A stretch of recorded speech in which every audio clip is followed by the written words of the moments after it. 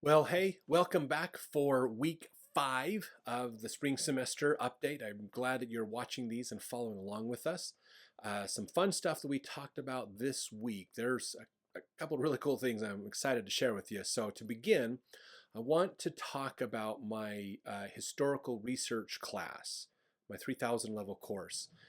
In this course, we've been learning about different types of history, as well as starting to get into looking at how do we evaluate sources and decide what to talk about or what to do, look for patterns and trends. So one of the examples that we have is we were given an assignment to look at a journal, someone's journal. So we went to this website that has a whole list of digitized journals, just people's regular journals that they've scanned them, and so you can go read these journals to learn more. So I just randomly picked one. I just actually closed my eyes, scrolled through them, picked one, and I ended up picking this woman from Topeka, Kansas, from the 1940s. So I've read about a month or two of her journal. It's 1942, I believe, January and February of 1942. And so the goal of historical research is to look at things like this. This is a primary source, her journal, of what can I learn from her journal? What can we, understand about her, about what's going on, and what are some research topics that we could utilize her journal for in doing research.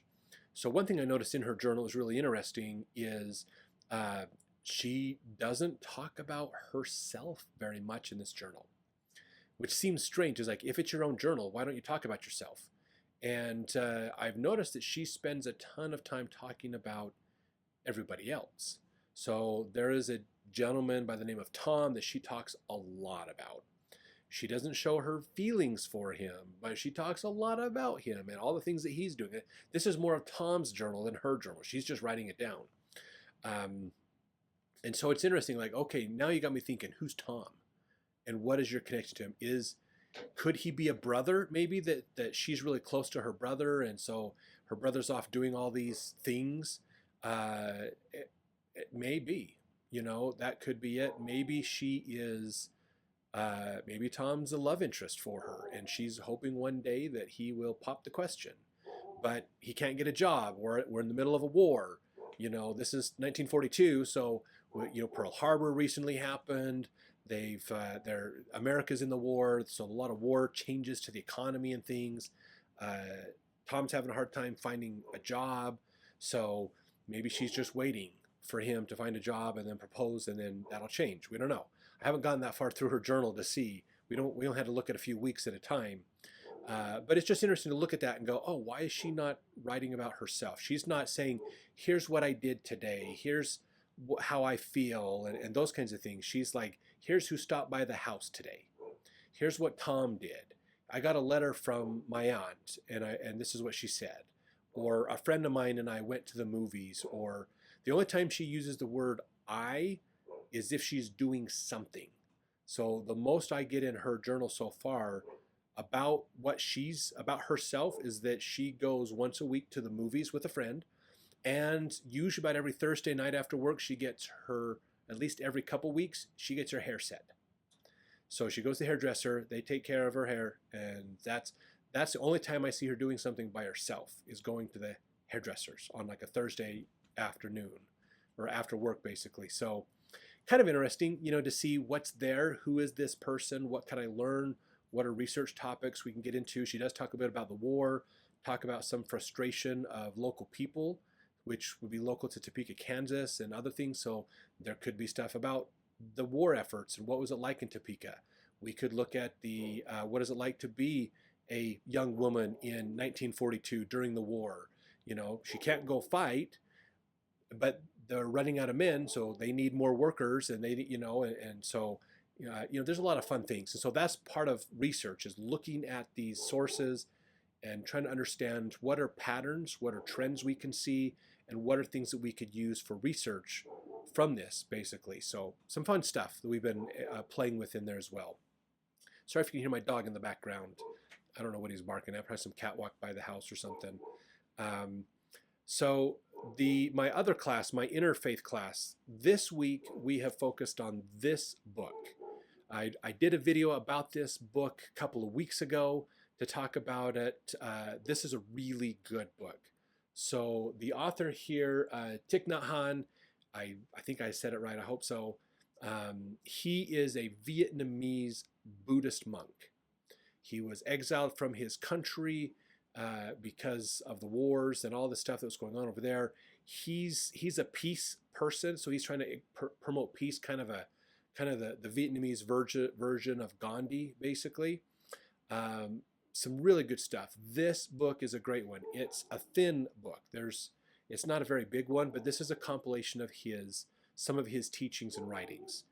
If you want a really good book to help you just be more mindful in your day, this is an awesome one. We've spent a bunch of time talking about that this week, of how to be more mindful, how to take something you do that's ordinary and just focus on it, and just to really get into that experience. So instead of just absent-mindedly doing things, taking the time to go, oh, I want to pay attention to all the little aspects of this so that I can focus on it. Just be mindful in the moment. And how does that change my outlook in life if I take a few minutes each day to be mindful in the moment? So if you want to try this, take something that is just something you do every day, like you brush your teeth, tie your shoes, cook food, whatever. Something that seems kind of mundane. And next time you do it, I want you to just be very in the moment with it. Be very mindful. What do you see? What do you hear? What do you smell? What do you feel when you're doing that? Just be very mindful of all the little aspects of it, and see how that changes your perspective as you look at being mindful in the rest of your day. Some fun things to do, and that's what his book is about. So easy book to get. It's on Amazon. Doesn't cost very much, but man, it's a good read. If you need something, if you're just like, man, life is stressing me out, all the crazy stuff happening is kind of stressing me out, I want something to take my focus off of the craziness of the world, that's a good book to read. That would be a really good one for you. So a lot of fun in that class. Now, my 4990 class, my analytical research class, we got into some cool stuff this week. We spent more time talking about Adam and Eve. So we talked about Cain and Abel and some of those things in the past, the creation periods and things. Now we've got into Adam and Eve. And so, in fact, I think I've been surprised at how many people were interested in that video about the creation stories. And so I think I might do a whole video just on the two creation stories in Genesis to flesh that out and give people more analysis on it. But what we focused on primarily this week in regards to Adam and Eve has been predominantly understanding, what does the word helpmeet mean? How do we understand this connection or relationship between man and woman, Adam and Eve, from the creation story? So it's fascinating that creation for Adam and Eve happened a little different in the two stories. In one of them, Adam's created, names all the animals, gets all the commandments, and then Eve is created later. In the second story, in chapters 2 and 3 of Genesis, Adam and Eve are kind of simultaneously created, basically. They don't go into as much detail in that one. So it's just interesting when you think about creation and what does that mean to have it organized the way they do. The helpmeet word is an interesting one, and so we were given some research to look into that to understand this, and they realized that when you go back to the Hebrew, the ancient Hebrew for helpmeet, because helpmeet, if we ask that, I need a helpmeet. Okay, well, one, that's not a word phrase that we would use in the English language, helpmeet, and two, what does it even mean? Help with what? How does that work? So it's still kind of confusing even in the English language. And so some scholars looked at that word, went back to the original Hebrew, tried to go back, to an older version of Hebrew, basically, to look at this. And the word is Ezer Kenegdo. So Ezerkanegdo, if I remember right. It could be Ken, but that's the word. And even in Hebrew, the scholars are like, well, that still doesn't even make sense in Hebrew. If you try to literally translate that out, it's just muddy. It's like, what is that? I don't even know what that means. It's kind of like a non-sentence. So the challenge is, what was it they're trying to convey? So it seems like when that was written, and in now, granted, we don't have the original writings of Moses or Adam and Eve or them, telling the story. We don't have a primary source on this. The farthest back we have, and when I say primary source, I mean an original source. The farthest back we have are Dead Sea Scrolls, basically on the creation and these ideas. So we don't have, or like the Gilgamesh epic or the Hebrew Bible and things, but still most of those are thousands of years younger than when we would think of Adam and Eve actually happening, that experience happening. So when they're sure trying to figure out what it means and what is it they're trying to convey by putting these complex words together. Hebrew doesn't have vowels in it. So when you look at these words, you're getting all the consonants with a dash where the vowels would go.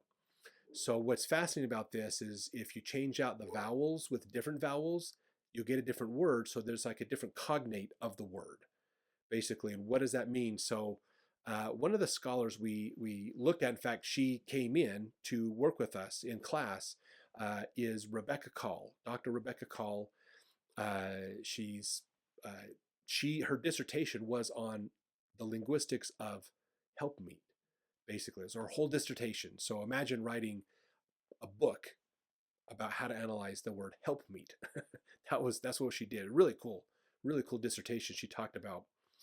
And this is important for us to look at, okay? Because when we look at scripture, we have to understand that there's a couple things to realize, okay? One is, what is the actual words that were being used? That's one way to look at scripture. What is the actual words and phrases that are being used? And what does that tell us about this experience? The other one is, what is the meaning we make about those words? Most of the time, we address the meaning we make, the tradition that's built on those words. So someone reads those words, someone makes up an idea of what that means, and then that sometimes sticks and becomes tradition, which, because it's been around for a long time, people think it's doctrine, and so on and so forth. So a lot of people tend to look at the word help meet and think it means that the whole purpose of woman is to help man. Man is greater than woman, woman serves man, not the other way around, or things like that. All those interpretations are just interpretations. That's not literally, you can't go back and say, this is literally how the word is read, and which proves that that's the right interpretation. So that's what's interesting about it, is there's dozens of interpretations of what help meet in this ancient Hebrew could be. And so that's what Dr. Call looked into. What it came down to, the long and short, without going into a ton of detail, what is really interesting is the best way to translate help meet is into, when you take it all apart and pull the complex words back out, is to, and there's several scholars that have verified this, is to say it is, helpmeet means a woman who is equal to and opposite from man. That's probably the best general interpretation to have. Equal to and opposite from man. So not lesser than man, not subservient to man, equal to but opposite from. So same but a little different. Equal but different is probably the best way to interpret the word help meet. If you want more on that, let me know, and we can go into more details, or I can send you some of those links to that research, some of those websites as well.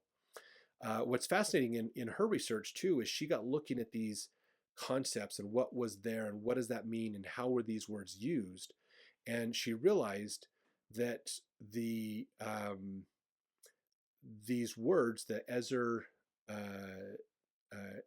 Kenegdo, when they're put together, the way they are, they can mean life.